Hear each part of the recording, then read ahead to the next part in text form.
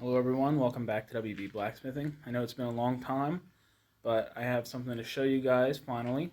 And I could have showed you multiple things so far, but I just kind of was a little busy.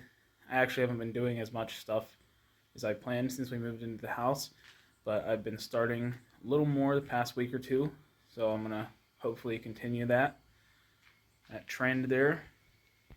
So right now, I'm gonna make a video on both of these stands in one video and maybe try to discern which one's better or if they're each good for something in particular.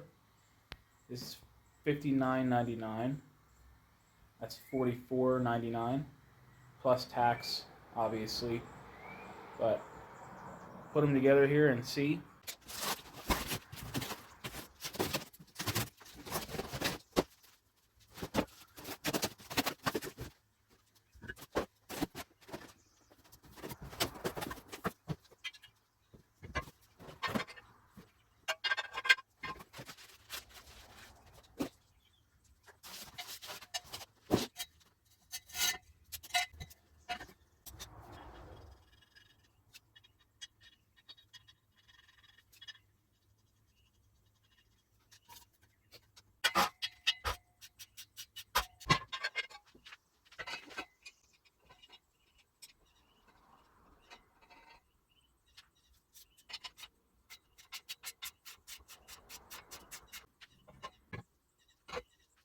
So I used good old-fashioned angle grinder to cut this off because unlike most people, my garage slash blacksmith shop has a weird ledge along the edge here, as you can see probably from the video. You've probably seen it from the beginning either way.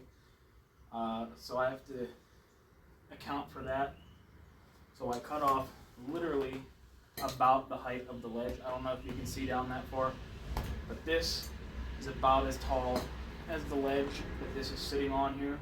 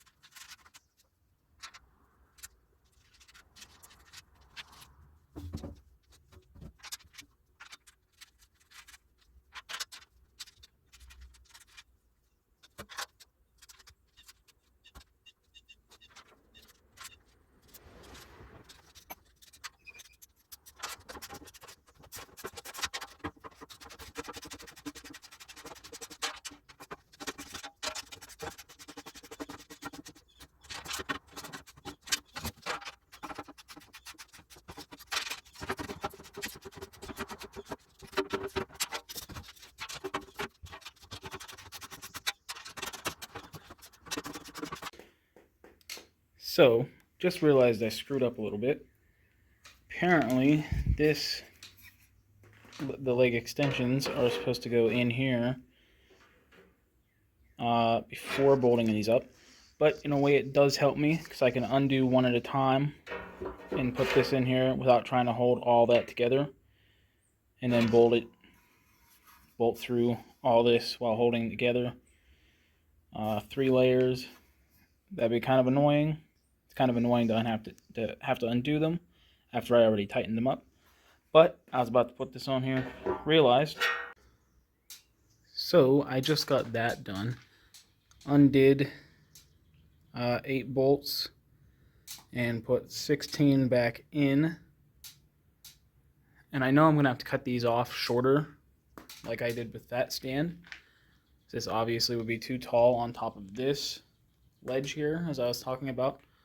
But I just wanted to show it fully together.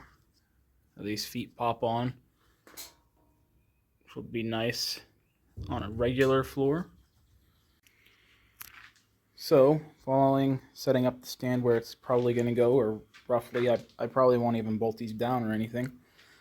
But following putting this on top of the stand, none of the slots are in the appropriate spot for this grinder.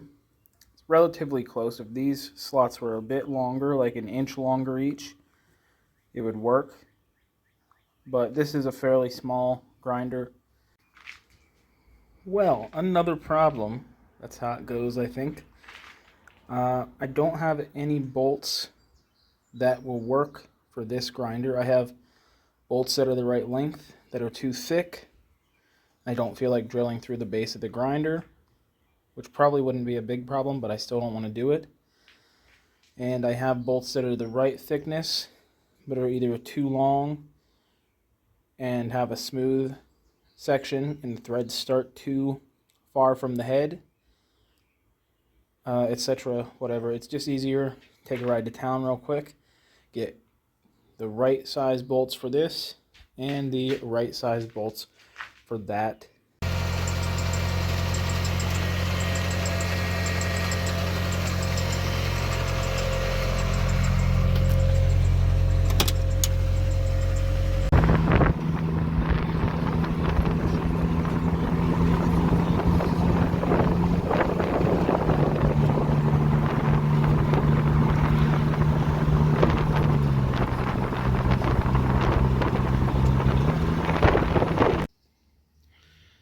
So I have the bench grinder mounted up. Great bolts. I got a couple 5/16 by 2-inch grade 8 bolts with 4 regular washers and 2 lock washers. The lock washers are underneath to keep tension on the nuts, as vibration might try to loosen it.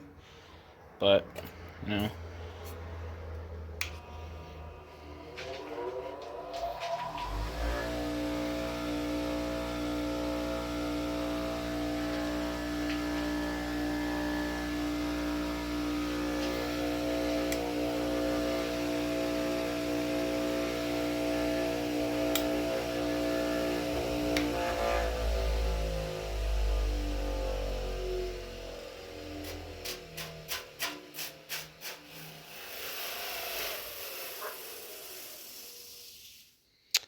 Anyways, I think it'll be good. I did have to drill a couple holes. And now on to the next issue. The Harbor Freight 1x30 with 5-inch disc sander is nowhere close to fitting with the original holes here. It actually overhangs each side about probably 3/8 of an inch, 1/4 inch maybe. So I'll either drill holes through the thick cast iron. Alright guys, so this one's all mounted up now. I ended up drilling through. It was actually pretty easy. I mean, it is soft gray cast iron, but either way, not a problem as it turns out. So we'll see how it sounds and see if it vibrates at all.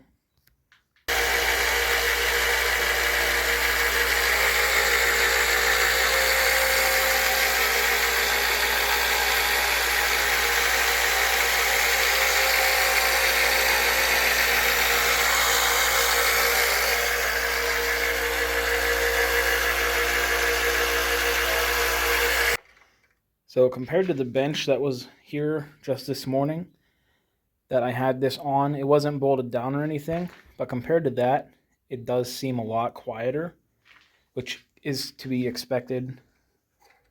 The bench wasn't level, so I'm sure that didn't help. This is level, and it's actually bolted down. That also is quieter. I'm not sure if I mentioned that. I cut mine to my desired heights. So this is a bit above, like right center abdomen to the center of the wheels. And this bottom of this belt here is right about belly button height, as is the center of the disc here. I think that works pretty good. This is good enough that I don't have to reach down too far for the water. I could bring it up a bit if I wanted, but I think that's good. I probably won't use that much because that probably will honestly get hot pretty quick, but it doesn't hurt to have that there. Good option. And there we have it. So the pipe and all the steel for the cheaper stand, 16th inch. So that's pretty decent for the price of what. Now, I would, if I had a bunch of those ones, which I actually prefer these ones because it seems like a little bit more of a timeless design, as that seems kind of like bed frame steel almost. Now it's not, that's mild steel, but it looks like somebody got a piece of bed frame, cut it, and then took some sheet metal, fabricated a tray, fabricated the top section, and bolted it together. As that kind of seems a little more, I don't really want to say high quality because they both seem pretty sturdy and stuff, but a little more thought went into that design, as that's kind of like bare minimum. And for $15 more, you can have something that I think looks a lot better. A row of these would look nice with tools mounted on them. I guess it depends what you want, but I like these more. The only benefit I see of these above those is that you have that storage, but I'm not disappointed to have both. Yeah, that's just the final look. And I forgot to mention the more expensive one, as it comes 33.5 inches tall total, and that one, as it would come, 32 inches tall. So I guess if that 1.5 inches makes a big difference to you, maybe go with that one. But both seem nice for the price to me, today's steel prices especially, and both certainly will do the job. Thanks for watching.